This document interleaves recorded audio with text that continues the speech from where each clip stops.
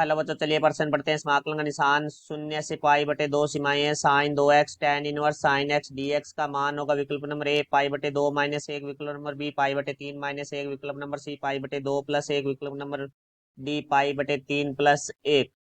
मुख्य अवधारणा, तुम्हारा जो प्रश्न है वो निश्चित समाकलन से संबंधित है, जिसके अंदर हम बात करेंगे सबसे पहले खंडस समाकलन के बारे में। तो देखो भाई, खंड समाकलन है वो हमारे दो फलनों के गुणनफल का समाकलन होता है। तो यहाँ हमारे पास है एक फलन है वो u है, दूसरा फलन है v। दोनों के गुणनफल का हमारे को x के सापेक्ष से समाकलन करना है, जिसकी निम्न सीमा a है और उच्च सीमा है वो हमारी v है। तो बराबर हमारे पास हो जाएगा, देखो u बार होगा, फिर v का हमारे पास x के सापेक्ष समाकलन होगा, फिर समाकलन का निशान, फिर हमारे पास कोष्टक डी यू बटे डी एक्स अर्थात यू का एक्स के सापेक्ष अवकलन, फिर समाकलन निशान वी डी एक्स अर्थात वी का एक्स के सापेक्ष समाकलन, फिर डी एक्स कोष्टक वाली संख्या का एक्स के सापेक्ष समाकलन।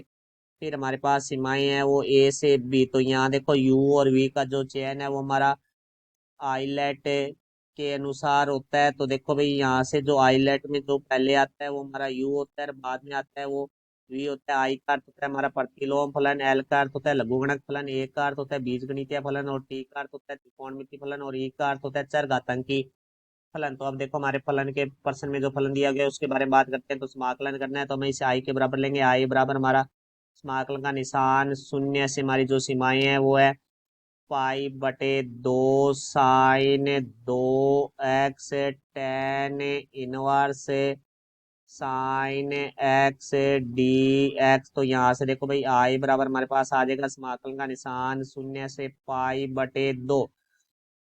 चूंकि हम जानते हैं साइन दो एक्स बराबर हमारा होता है दो साइन एक्स कोस एक्स। तो यहाँ से इस सूत्र का प्रयोग करेंगे तो दो sine x cos x tan inverse sine x D x. अब देखो साइन एक्स को हम टी से प्रतिस्थापित करेंगे तो यहाँ लिखेंगे हम माना साइन एक्स बराबर है टी। तो देखो साइन एक्स का हम एक्स के सापेक्ष अवकलन करेंगे तो डी बटा में डी एक्स साइन एक्स बराबर आ जाएगा डी टी बटा में डी एक्स। तो साइन एक्स का एक्स के सापेक्ष जो अवकलन होता है वो हमारा होता है कोस एक्स। तो डी एक्स भाग में बराबर से दूसरी तरफ आगे गुणा में हो जाएगा तो कोस एक्स डी एक्स बराबर हमारे पास आ जाएगा डी टी।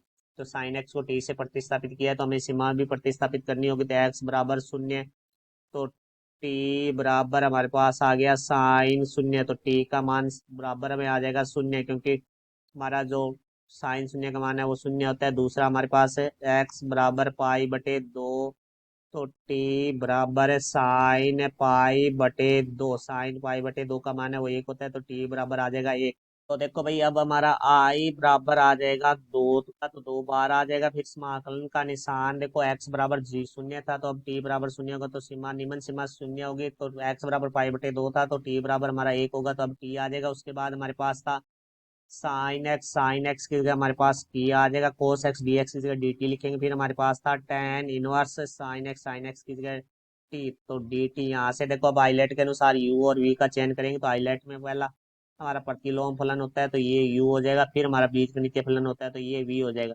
अब इसमें हम खंड समाकलन के सूत्र का प्रयोग करेंगे तो देखो आई बराबर दो तो बार आ जाएगा हमारे पास।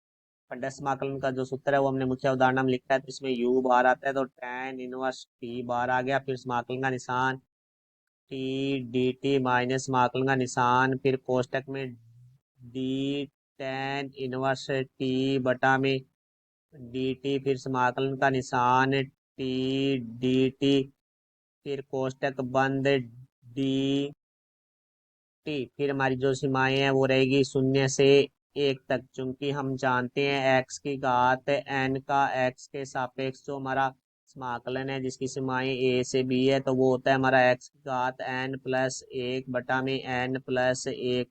जिसकी सीमाएं हैं वो ए से बी है। पहले निम्न उच्च सीमा रखी जाती है, उस माइनस निम्न सीमा रखी जाती है। और हमारा जो टेन इनवर्स एक्स है उसका हमारा जो एक्स के सापेक्ष अवकलन है वो हमारे पास होता है एक बटा में एक प्लस एक्स की घात दो। तो यहाँ से देखो आई बराबर दो गुणा में हमारे पास आ जाएगा टेन इनवर्स टी और टी का जो समाकलन है वो टी के सापेक्ष, तो टी की घात 1+1/1+1 माइनस समाकलन का निशान, फिर हमारे पास tan इनवर्स टी का जो टी के सापेक्ष अवकलन है वो 1/1+t की घात 2 गुणा में देखो भाई हमारे पास आ जाएगा टी का जो समाकलन है टी के सापेक्ष, तो टी की घात 1+1/2 dt पूरे की जो सीमाएं है वो हमारे पास है 0 से 1। तो यहाँ से देखो भाई आई बराबर हमारे पास आ गया 2 गुणा में tan इनवर्स टी गुणा टी की घात 2/2 माइनस समाकलन का निशान, यहाँ से देखो भाई टी की घात 2/1 + t की घात 2 वाला 2 है वो बाहर आ जाएगा हमारे पास। तो यहाँ डी टी फिर सीमाएं है वो हमारे पास है 0 से 1। तो यहाँ से देखो हम एक जोड़ देंगे और एक है वो घटा देंगे, तो यहाँ से देखो भाई आई बराबर हमारे पास आ जाएगा 2 फिर कोष्टक में tan इनवर्स टी गुणा में टी की घात 2/2 -1/2। अब इन पदों को अलग अलग करेंगे तो देखो भाई हमारे पास आ जाएगा 1+t की घात 2/1+t की घात 2 dt, फिर माइनस और माइनस हमारा हो जाएगा +1/2 समाकलन का निशान 1/1 + t की घात 2 dt, फिर इसकी जो सीमाएं है वो हमारी है 0 से 1। तो देखो यहाँ से हमारा 1+t की घात 2 से 1+t की घात 2 है वो कट गया, तो यहाँ से आई बराबर हमारे पास आ जाएगा 2 गुणा में tan इनवर्स टी गुणा में टी की घात 2/2 -1/2 समाकलन का निशान 1 dt +1/2 समाकलन का निशान 1/1 + t की घात 2 dt, इसकी सीमाएं हैं वो हमारी 0 से 1 है। चूंकि हम जानते हैं समाकलन का निशान 1/1 + x की घात 2 dx, जिसकी सीमाएं हमारी a से b है तो बराबर होता है ये हमारे पास tan इनवर्स x, जिसकी सीमाएं है वो हमारी रहेगी a से b। तो अब यहाँ से देखो भाई आई बराबर हमारे पास आ जाएगा 2 गुणा में tan इनवर्स टी गुणा टी की घात 2/2, फिर हमारे पास है -1/2, एक का टी के सापेक्ष समाकलन है वो टी होगा, फिर हमारे पास है +1/2, 1/1 + t की घात 2 का जो समाकलन है वो हमारे पास होगा tan इनवर्स टी की जो सीमाएं है वो 0 से 1 होगी। तो अब देखो पहले हमारी उच्च सीमा रखी जाएगी माइनस निम्न सीमा रखी जाएगी, तो यहाँ से देखो आई बराबर 2 गुणा में पहले हम उच्च सीमा रखते हैं, तो यहाँ से आ जाएगा हमारे पास tan इनवर्स 1 गुणा में 1 की घात 2/2 -1/2 गुणा 1+1/2 tan इनवर्स 1, फिर माइनस का निशान आ जाएगा हमारे पास, निम्न सीमा रखी जाएगी तो यहाँ आ जाएगा tan इनवर्स 0 गुणा में 0 की घात 2/2 -1/2 गुणा 0 +1/2 tan इनवर्स 0।